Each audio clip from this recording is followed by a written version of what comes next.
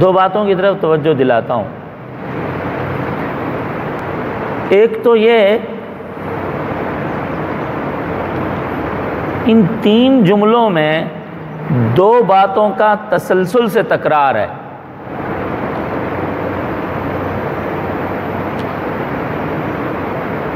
ورنہ تینوں باتیں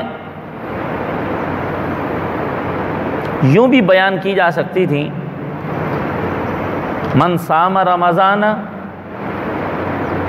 ومن قام رمضان ومن قام لیلۃ القدر ایمانا واحتسابا غفر له ما تقدم من ذنبی۔ ان تین باتوں کے ساتھ ایمان و احتساب اور غفر له ما تقدم من ذنبہ کی بات کو دہرایا گیا ہے۔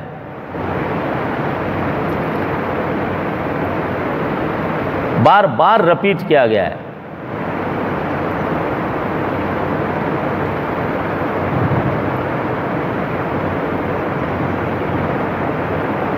اس میں پہلی بات تو یہ ہے، کسی عمل کے قبول اور معتبر ہونے کے لیے ایمان تو ہے ہی ہے۔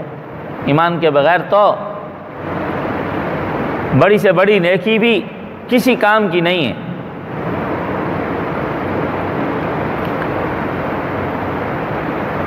اور جو اہم بات ہے، احتساب، ثواب کی امید، اور ثواب کی امید ہر اس کام سے کی جا سکتی ہے جو اللہ کی رضا کے لیے کیا ہو۔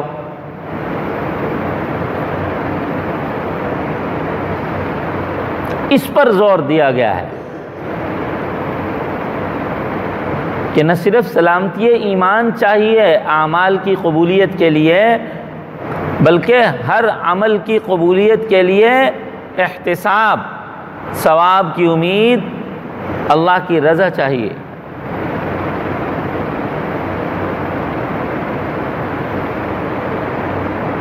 اور اللہ کی رضا یعنی گویا ہر عمل کے ساتھ ساتھ تصحیح نیت پر زور دیا گیا۔ دیکھو، یہ عمل قبول تب ہوگا جب ایمان ہوگا اور نیت صحیح ہوگی، پھر یہ انعام ہے۔ ایمان ہوگا، نیت صحیح ہوگی، تب یہ انعام ہے۔ ایمان ہوگا، نیت صحیح ہوگی، تب یہ انعام ہے۔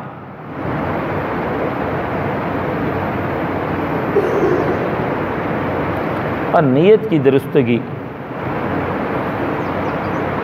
یہ بہت اہم چیز ہے۔ ایک حدیث میں آتا ہے، بہت سے روزہ دار ایسے ہوتے ہیں جن کو دن بھر بھوکا رہنے کے علاوہ اور کوئی فائدہ نہیں ہوتا، اور بہت سے شب بیدار ایسے ہوتے ہیں جن کو رات بھر بیدار رہنے اور تھکنے کے علاوہ اور کوئی فائدہ نہیں ہوتا اور کوئی فائدہ نہیں ہوتا۔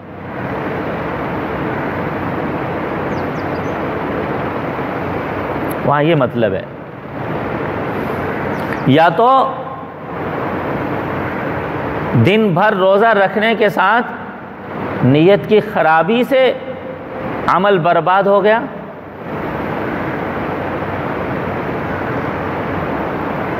یا روزہ رکھا ساتھ میں گناہ بھی کرتے رہے، جسم کے اعضاء گناہوں میں بھی مصروف رہے، تو اب بھی روزہ بیکار اور ضائع ہو گیا، اس کا اجر ضائع ہو گیا۔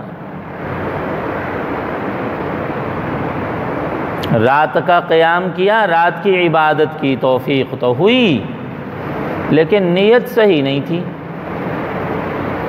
لوگوں کو پتہ چلے کہ بھائی ہم بھی آج کل بڑی نمازوں کا اہتمام کر رہے ہیں، مسجد میں بہت اچھے انداز سے ہم جاتے ہیں، اور مجالس میں جا بجا بندہ گئے جی میں اگلی صف میں کھڑا ہو کے پڑھتا ہوں، اور گھر پہ آ کر کے دوستوں میں اس انداز سے اپنی حیثیت اور وقار کو جتلواتا پھرے کہ ہم تراویح پڑھ کے آئے ہیں، ہمیں تہجد بھی پڑھنی ہوتی ہے، ہم رات کو پھر یہ تسبیح بھی کرتے ہیں، اور پھر یہ ساری کیلکولیشنیں سارا سال بندہ بتاتا پھرے۔ یہ ایسے ہے جیسے کسی پیالے میں اوپر سے تو دودھ بھرنا شروع کیا اور نیچے سے ایک سوراخ کر دیا اس کو، کچھ بھی نہیں بچے گا۔ تو بار بار زور دیا گیا ہے ایمانا واحتسابا، ایمانا واحتسابا، ورنہ تو ایک مرتبہ کے ذکر سے بھی بات پوری ہو گئی تھی۔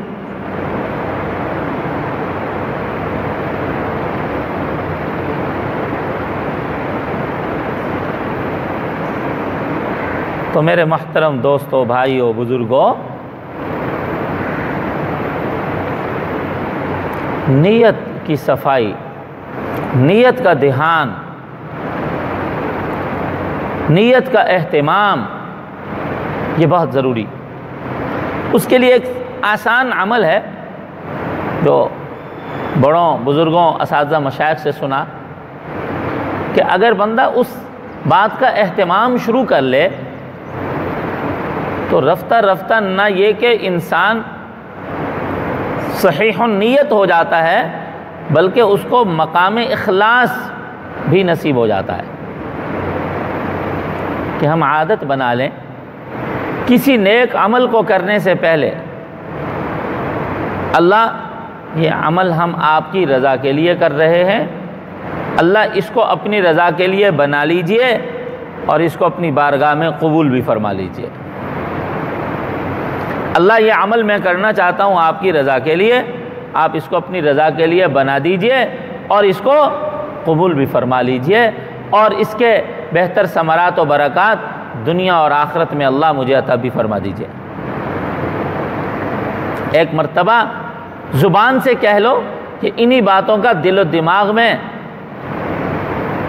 ایک اچھی طرح استحضار کر لو، تو اس کا مطلب ہے کہ وہ شاندار نیت ہو گئی اس عمل سے پہلے۔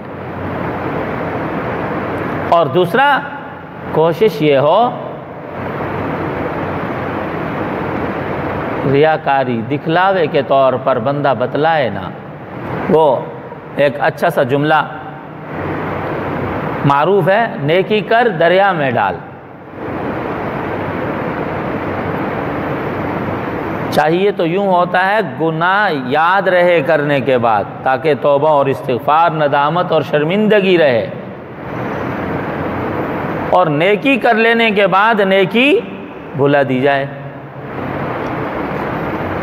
لیکن اللہ بچائے، وہ ہمیں اپنی نیکیاں تو یاد رہتی ہیں، گناہ بھول جاتے ہیں، اور گناہ کسی کے یاد ہیں تو وہ دوسروں کے، اپنے نہیں۔ تو رسول اللہ صلی اللہ علیہ وسلم کی اس مبارک حدیث میں اس بات پر زور دیا گیا ہے کہ ہمارا کوئی عمل بغیر